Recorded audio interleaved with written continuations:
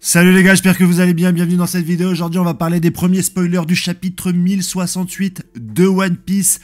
Après la pause, on a eu les informations directement tard hier soir, mais je me suis dit que j'allais sortir la vidéo aujourd'hui aux environs de 17 h. Bien sûr, je suis toujours en partenariat avec Akemi Figurines, donc si tu veux t'acheter des figurines, tu n'hésites pas, tu vas directement sur le site, tu es livré rapidement, ce sont des figurines officielles. Il m'a permis de faire 3 concours, on vous a fait gagner plus de 6 figurines et 3 tomes, donc n'hésitez pas directement à vous rendre sur le site si vous voulez acheter des figurines de Naruto, de One Piece ou encore de Shingeki no Kyoji.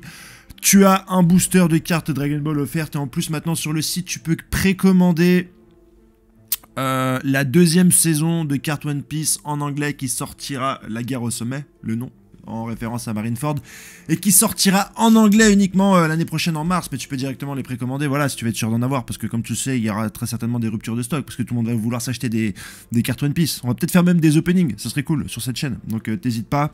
Tu t'abonnes également sur tous mes réseaux sociaux, Pouloulou, voilà, et t'es content, parce que c'est cool. Le chapitre va porter un petit peu sur une intrigue qui me semble particulièrement intéressante, parce qu'elle va nous révéler un petit peu la position du Dr Vegapunk. Moi j'ai dit le Dr Vegapunk il est quand même un peu chelou parce qu'il travaille étroitement avec la marine en leur fournissant armes, granit marin et tout le tintouin. Seulement il a l'air d'un petit peu d'être sneaky en ce qui concerne les Mugiwara, puisqu'il les a protégés à Shao Bandi en envoyant chacun d'eux s'entraîner pendant 2 ans avec la personne qu'il fallait au bon moment. Donc voilà, Dr Vegapunk, de quel côté te trouves-tu? Pourquoi fais-tu cela? On avait un début de réponse dans le flashback avec Dragon, quand Vegapunk il a dit écoute moi je suis pas un combattant, donc je vais pas aller les affronter de face comme toi. En plus, dans la marine, il y a des gens véritablement intéressants au niveau de la morale et de la justice, des gens que je veux convaincre, que je veux ramener un petit peu dans ma bande pour combattre un petit peu le gouvernement mondial. Et n'oublie pas, le but, à la fin, c'est pas le moyen qui est important, mais le but. Et je me suis dit, ok, c'est ce qui un petit peu légifère le fait que le Dr Vegapunk soit du côté de la marine, mais qu'il soit aussi un petit peu du côté de certains de nos héros. Au niveau de ses connaissances sur le siècle oublié, je trouvais ça un peu chum, un peu chelou, qu'on n'ait pas compris avant qu'il s'orientait vers ses nombreux secrets. Mais là, on a une information supplémentaire qui structure pour moi la cohérence autour de ce personnage que je pense un petit peu brouillon de par sa position.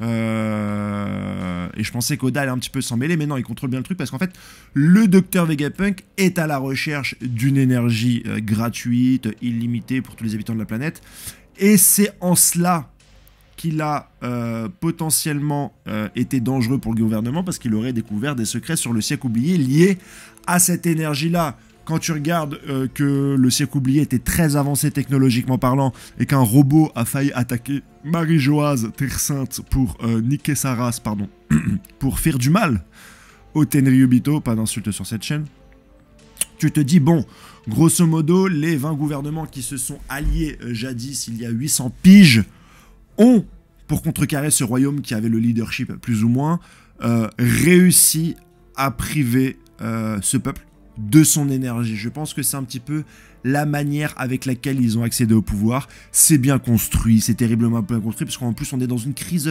énergétique en ce moment. Avec la guerre de l'Ukraine et de la Russie, nous n'avons plus de gaz, l'électricité va monter, voilà.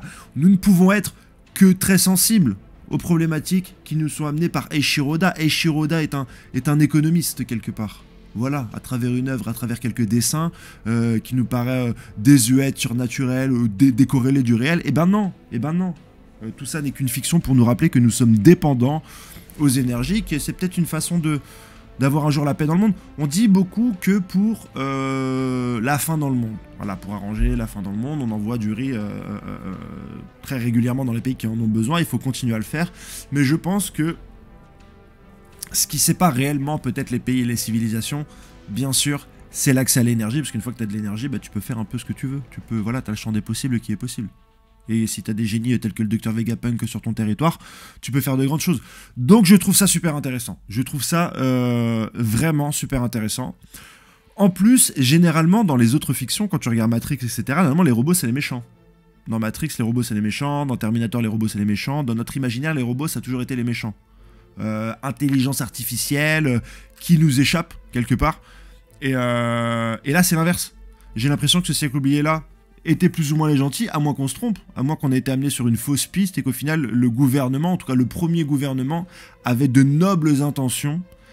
Et c'est par crainte de réveiller ces machines qui se seraient, au fil des années, corrompues pour devenir ce gouvernement actuel qui n'a plus rien de justiciable, de justicier, de justice.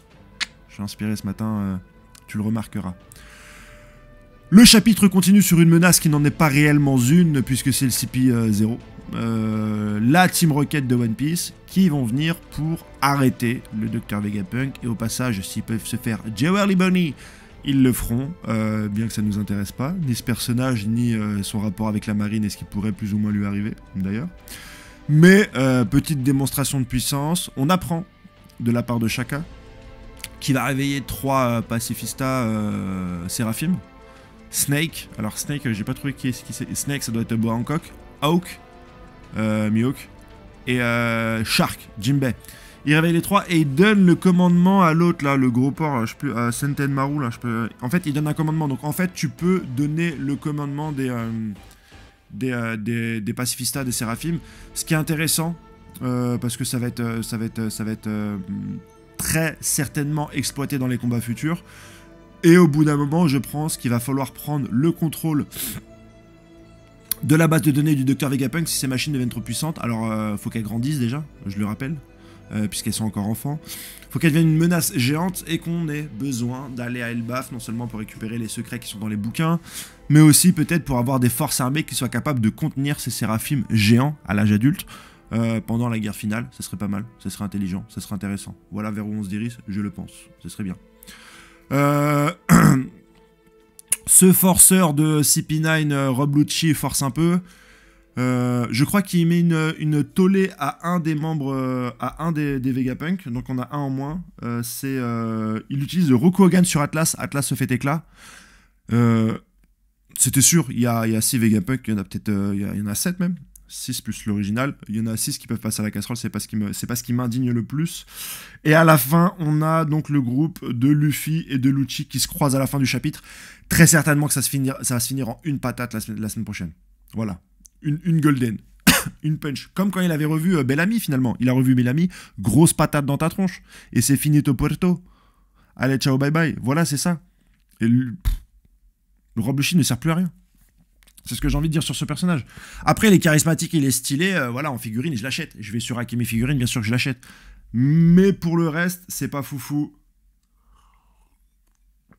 Donc très bon chapitre pour moi, on n'avance pas sur Barbe Noire contre l'eau, on n'avance pas sur pas mal de choses, mais le background est intéressant. Et le background de Vegapunk est intéressant, et moi je prends quand ça l'est. Je vous souhaite une bonne journée, à ciao bello, ciao bye bye.